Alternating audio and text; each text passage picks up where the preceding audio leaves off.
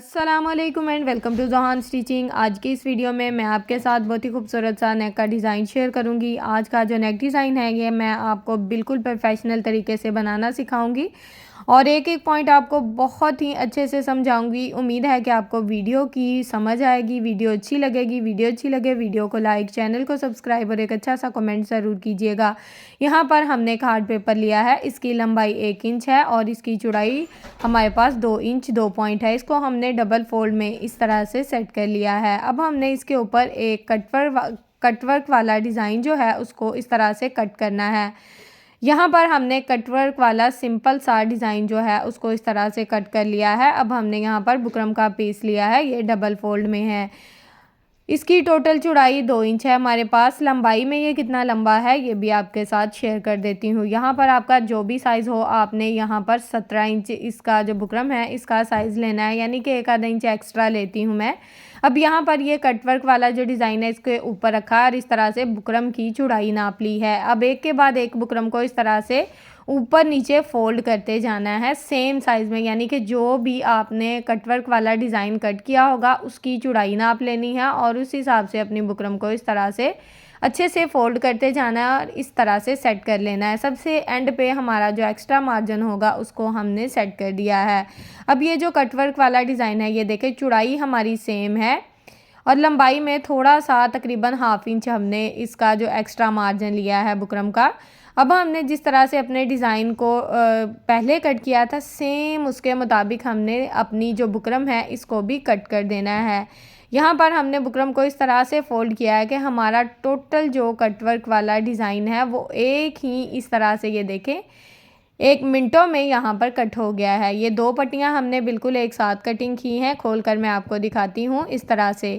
ये देखें, ये 2 पट्टियाँ हैं और अब हमने इनको किस तरह से लगाना है। सबसे पहले हमने शर्ट की फ्रंट साइड को लिया है और लंबाई में तकरीबन 10.5 इंच के मार्जिन से एक निशान लगाया है। अब हमने दूसरा निशान शोल्डर वाली साइड पे लगाना है, तो यहाँ पर मैं दूसरा निशान तकरीबन 2.5 इंच के मार्जिन से लगाऊंगी और इस तरह से यहाँ पर 2.5 इंच के मार्जिन से दूसरा निशान लगा लिया है। अब इन निशानों को यहाँ पर चाहें तो इस तरह से स्केल की मदद से आपस में मिला लें, नहीं तो एक छोटा सा इस तरह से कट लगा लें ताकि दोनों तरफ हमारा डिज़ाइन बिल्कुल बराबर आए।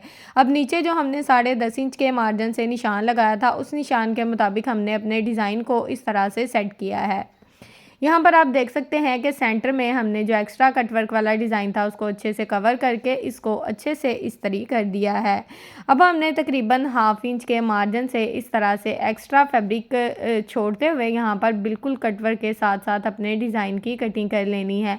साथ साथ आप देख सकते हैं मैं कोने में कट भी लगाती जा रही हूँ ताकि बाद में मुझे कट लगाने की ज़रूरत ना पड़े।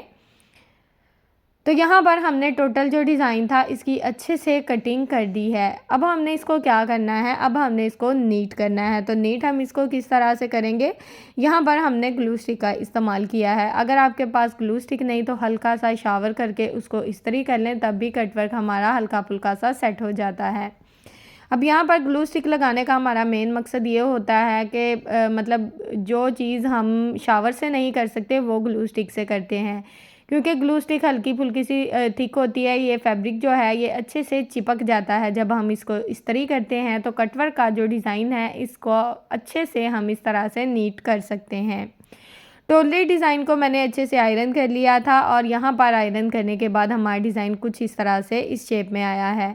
अब हमने यहाँ पर एक लेस ली है, ये मीडियम साइज़ की लेस है। ये देखें, इसको इस तरह से हमने यानी कि डिज़ाइन के मुताबिक कट किया है, बिल्कुल सेंटर से इस तरह से। जिस तरह से हमारा डिज़ाइन था उसको छोटे छोटे टुकड़ों में हमने इस तरह से तकसीम कर दिया है। अब हमने ये जो छोटे छोटे टुकड़े कट किए हैं अपनी लेस के, इसको हमने इस तरह से फैब्रिक ग्लू की मदद से यहाँ पर लगाना है, यानी कि कटवर्क का जो भी सेंटर होगा उसमें हम एक डिज़ाइन को ज्वाइंट करते जाएंगे। अब यहाँ पर एक के बाद एक लेस को हमने इस तरह से कटवर्क वाले डिज़ाइन के बिल्कुल सेंटर में लगाना है और इसी तरह से टोटली जो हमारा डिज़ाइन है उसको हमने रेडी कर लेना है। यहाँ पर सेंटर में हम अपनी लेस को नहीं लगाएंगे क्योंकि यहाँ पर हमारा स्लिट आएगा। तो दोनों साइड से यहाँ पर हमने लेस के छोटे छोटे टुकड़े लगाते हुए अपने डिज़ाइन को रेडी कर लिया है। ये डिज़ाइन बहुत बड़ा भरा नहीं लगेगा, बल्कि सिंपल, डिसेंट और बहुत ही खूबसूरत सी लुक देगा। यहाँ पर हमने एक और फैब्रिक लिया है और इसकी एक साइड पे इस तरह से ज़ीरो वाला बुकरम लगाया है। इसको डबल फोल्ड में हमने सेट कर लिया है। इस फैब्रिक की टोटल लंबाई हमने तकरीबन 12 इंच ली है। 10.5 इंच हमारा जो नेक है उसका साइज़ है और यहाँ पर 2 से 3 इंच एक्स्ट्रा लंबाई ली है।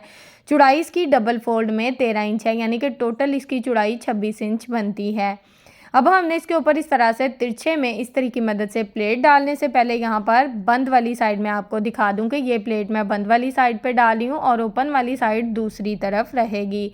बंद वाली साइड पे डालने का मकसद ये है कि हम अपने फैब्रिक को बिल्कुल भी सेंटर से कट नहीं करेंगे और इस्त्री की मदद से आप देख सकते हैं कि हमारे पिंटेक्स कितने अच्छे से डल रहे हैं और इनका सेंटर मार्जिन जितना हम चाहें उतना रख सकते हैं, यानी कि कम भी कर सकते हैं और ज़्यादा भी कर सकते हैं। अब हम यहाँ पर एक फैब्रिक के ऊपर प्लेट डाल रहे हैं तो सेम इसी तरह से नीचे वाला जो हमारा डबल फोल्ड में फैब्रिक है ना, उसके ऊपर भी सेम हमारा जो पैटर्न है ना, यानी कि डिज़ाइन, वो दूसरी साइड पे भी ड्रॉ हो जाएगा। इस तरीके की मदद से डबल मेहनत से बच जाएंगे और दोनों तरफ हमारा ये डिज़ाइन इसी तरह से यहाँ पर मैंने ड्रॉ कर लिया है। ये देखें, ये डिज़ाइन दोनों तरफ आ गया है। बिल्कुल वी शेप में ये डिज़ाइन आया है क्योंकि हम अपने फैब्रिक की कटिंग बिल्कुल नहीं करने वाले। अब जिस तरह से हमने इस्त्री की मदद से प्लेट्स डाले हैं, सेम उसके मुताबिक हमने सिंपल अपने फैब्रिक को पकड़ते जाना है और यहाँ पर सेंटर में आकर हमने नीडल को इस तरह से अंदर रखना है और फैब्रिक को दूसरी तरफ पलट लेना है।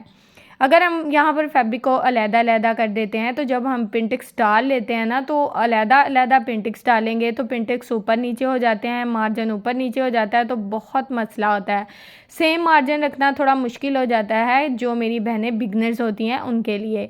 इस तरह से अगर आप एक ही फैब्रिक पे पिंटेक्स डालेंगे तो दोनों साइड पे आपके पिंटेक्स बिल्कुल एक जैसे रहेंगे और चौड़ाई इनकी बिल्कुल सेम रहेगी और डिज़ाइन की जो ज़्यादा मेहनत है उससे भी हम बच जाएंगे, यानी कि एक ही फैब्रिक को डबल फोल्ड करते हुए हमारे टोटली जो पिंटेक्स हैं उनको इसी तरह से डाल लेना है। यहाँ पर 3 पिंटेक्स मैंने डाल लिए हैं, बाकी का टोटल डिज़ाइन इसी तरह से रेडी कर लूँगी।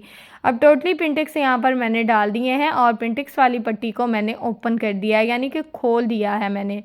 अब यहाँ पर जो फैब्रिक हमने कटिंग किया है उसको हमने इस तरह से इसके ऊपर रखना है। इसकी हमने चौड़ाई भी नाप लेनी है और लंबाई भी नाप लेनी है, यानी कि ये हमारे तीरे का फैब्रिक रहेगा।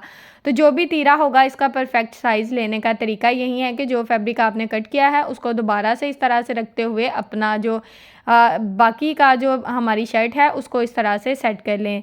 तकरीबन आधा इंच हमने कटवर्क में अपना डिज़ाइन फ़ोल्ड किया था, उस हिसाब से मैंने अपना मार्जिन नीचे की तरफ बढ़ा दिया है। अब यहाँ पर अपने डिज़ाइन को अच्छे से पिन अप कर लिया है। अब यहाँ पर बाकी का जो एक्स्ट्रा फैब्रिक होगा ना, उसको हमने इस तरह से सिंपल कट करके अच्छे से नीट कर लेना है।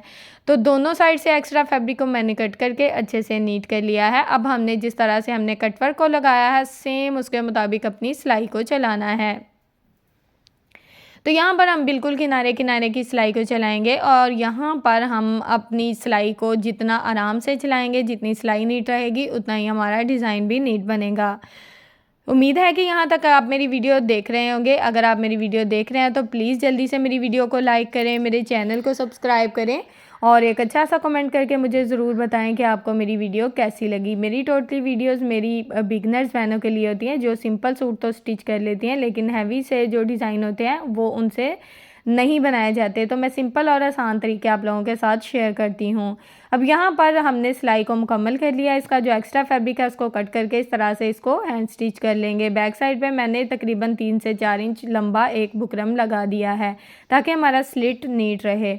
अब यहाँ पर हमने नेक की चौड़ाई 3 इंच ली है। नेक की लंबाई यहाँ पर आपका जो भी साइज़ हो उस हिसाब से ले सकते हैं। मैंने अपने नेक के हिसाब से 6 इंच अपने नेक की टोटल लंबाई ली है।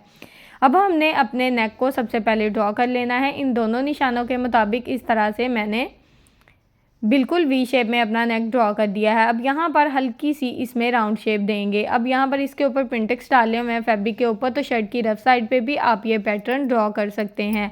हल्की सी आयरन शेप यहाँ पर मैंने अपने नेक में दे दी है। अब टोटल जो नेक का साइज़ है वो यहाँ पर हम लेंगे, तो मैंने 15.5 इंच लिया है, यानी कि हमारे स्लिट समेत हमारा नेक टोटल 15.5 इंच रहेगा। अब हमने जिस तरह से अपने नेक को ड्रॉ किया था उसके मुताबिक इसकी कटिंग कर देंगे, साथ ही अपना जो स्लिट है उसकी भी कटिंग कर देंगे। यहाँ पर अगर आपका सॉफ्ट फैब्रिक है तो स्लिट में जो मैंने थोड़ा सा बुकरम लगाया ना उसको ज़रूर लगाएं, ताकि आपका स्लिट का जो फैब्रिक है वो नीट रहे और डिज़ाइन भी बहुत ही अच्छे से बनकर रेडी हो। अब यहाँ पर हमने एक लेस को लिया है और लेस की सीधी साइड को मैंने नीचे की तरफ रखा है, रफ साइड लेस की ऊपर की तरफ है। अब यहाँ पर हमने सिर्फ 2 पॉइंट का मार्जिन छोड़ना है, क्योंकि हमारी लेस की ज़्यादा चौड़ाई नहीं है। अगर आपकी लेस की ज़्यादा चौड़ाई है तो अब यानी कि कुछ लोग मीडियम साइज़ की भी लगा रहे होते हैं, यानी कि अपने हिसाब से होता है। तो अगर आपकी लेस की थोड़ी चौड़ाई ज़्यादा है तो आप यहाँ पर ना थोड़ा मार्जिन ज़्यादा या कम कर सकते हैं। अब यहाँ पर स्लिट के मुताबिक हमने अपनी लेस की एक साइड को जो है ना वो अच्छे से लगा लिया है। अब दूसरी साइड पर भी सेम इसी तरह से लेस को सेम मार्जिन चौड़ाई में छोड़ना है और इसी तरह से लेस की एक साइड वाली पट्टी जो है मैं उसको दबाव में रखूँगी और इसके ऊपर अपनी सिलाई को चला लूँगी। यहाँ पर अगर आप चाहें तो आप डोरी पाइपिंग भी लगा सकते हैं, यानी कि कुछ लोग लेस को ज़्यादा पसंद नहीं करते तो वो डोरी पाइपिंग भी लगा सकते हैं। तो सेम इसी तरह से हम यहाँ पर अपनी सिलाई को मुकम्मल कर लेंगे। दूसरी साइड पर भी हमने अपनी लेस को अच्छे से लगा दिया है। अब यहाँ पर हम अपनी लेस को बिल्कुल गुम तरीके से लगाने वाले हैं। उसके लिए मैंने बिल्कुल ओरेब पट्टी ली है, इसकी चौड़ाई 1 इंच 2 पॉइंट है। दोनों साइड से मैंने बिल्कुल थोड़ी थोड़ी सी पट्टी को फोल्ड कर दिया है। अब अगर आप लेस को इसी तरह से रखते हैं तो जाहिर है धागे निकलेंगे और बाद में जो कस्टमर होते हैं वो भी नाराज़ होते हैं, नेक हमारा रफ हो जाता है। अगर आप इस तरह से ओरेब पट्टी लगा लेते हैं, ओरेब पट्टी यानी कि तिरछी पट्टी जो कि हम बैक नेक पे लगाते हैं, बिल्कुल ओरेब में अपनी पट्टी को कट करना है और हल्के हाथ से अपनी पट्टी को इस तरह से लगाते जाना है और 1 इंच बढ़ा कर यहाँ पर स्लिट का जो भी साइज़ हो 1 इंच बढ़ा कर पट्टी को इस तरह से कट कर देना है। अब सेम इसी तरह से दूसरी साइड पर भी हमने अपनी पट्टी को लगाना है और पट्टी का एक्स्ट्रा मार्जिन स्लिट वाली साइड पे रखना है। दूसरी पट्टी का भी हमने थोड़ा थोड़ा फैब्रिक अंदर की तरफ फोल्ड कर दिया था ताकि हमें सिलाई लगाने में आसानी रहे। और यहाँ पर आप देख सकते हैं कि लेस का जो भी एक्स्ट्रा दबाव है उसको मैंने अच्छे से कवर करते हुए अपनी लेस को नेक पे बिल्कुल गुम तरीके से लगा दिया है। अब यहाँ पर ये सिलाई हमारी मुकम्मल हो गई है। पूरे नेक में छोटे छोटे कट लगा देंगे ताकि हमारा नेक रफ साइड की तरफ अच्छे से पलट जाए। अब नीचे वाली साइड पे इस तरह से कोने में छोटे छोटे से कट लगा देने हैं, क्योंकि यहाँ पर थोड़ी सी सिलाई को मैंने बुकरम के ऊपर से लाया था तो कट लगा दूंगी ताकि लेस हमारी रफ साइड की तरफ बहुत ही अच्छे से पलट जाए। ये देखिए इस तरह से ये कट आएगा यहाँ पर। अब हमने क्या करना है, अब हमने ये जो पट्टी है इसको शर्ट की रफ साइड की तरफ अच्छे से पलट देना है और यहाँ पर अपनी जो नेक है उसको अच्छे से आयरन कर लेना है। टोटली पट्टियाँ और लेस इसको इस तरह से रफ साइड की तरफ पलट देना है। पहले हाथों की मदद से अच्छे से सेट करेंगे, फिर इसको आयरन कर लेंगे। तो आयरन करने के लिए आपने हल्का सा जो ये पट्टी है ना और रेब वाली, इसको शावर कर लेना है, फिर इसको आयरन करें तो बहुत ही परफेक्ट शेप में ये आयरन हो जाती है। अब यहाँ पर स्लिट भी हमारा नीट है और बैक साइड का टोटली फैब्रिक हमारा नीट है। अब हमने यहाँ पर सेंटर पट्टी को इस तरह से लगाया है। सेंटर पट्टी की चौड़ाई तकरीबन मैंने 2.5 इंच लिया और इसको इस तरह से स्लिट में बिल्कुल सेट करके रखा है और यहाँ पर इसके ऊपर बिल्कुल किनारे किनारे की सिलाई चला ली है। अच्छा, जो मेरी बहनें कहती हैं कि एक्स्ट्रा बुकरम जो होता है तो उसका आप जब आप अपने नेक को रेडी कर लेते हैं ना तो जो एक्स्ट्रा बुकरम होता है उसको बाद में कट करके अच्छे से निकाल दिया करें, यानी कि जितना बुकरम आपका फैब्रिक में कवर होता है अच्छे से गुम तरीके से लग जाता है, बाकी का जो बुकरम होता है उसको निकाल कर अच्छे से नीट कर सकते हैं। तो यहाँ पर हमारा नेक का डिज़ाइन बहुत ही खूबसूरत, बिल्कुल डिफरेंट और डिसेंट सा रेडी हो चुका है। और इसकी लुक ज़रा आप चेक करें, बैक साइड से भी हमारा नेक बहुत ही नीट और बहुत ही खूबसूरत बन गया है यहाँ पर। और इसमें हमने इस तरह से पर्ल्स लगाए हैं जो कि बहुत ही खूबसूरत और अच्छी सी लुक दे रहे हैं। उम्मीद है कि आपको आज की वीडियो पसंद आई होगी। वीडियो अच्छी लगे वीडियो को लाइक, चैनल को सब्सक्राइब और एक अच्छा सा कमेंट ज़रूर कीजिएगा। ओके जी, अल्लाह हाफिज़, फ़ी अमानिल्लाहि, अस्सलाम वालेकुम।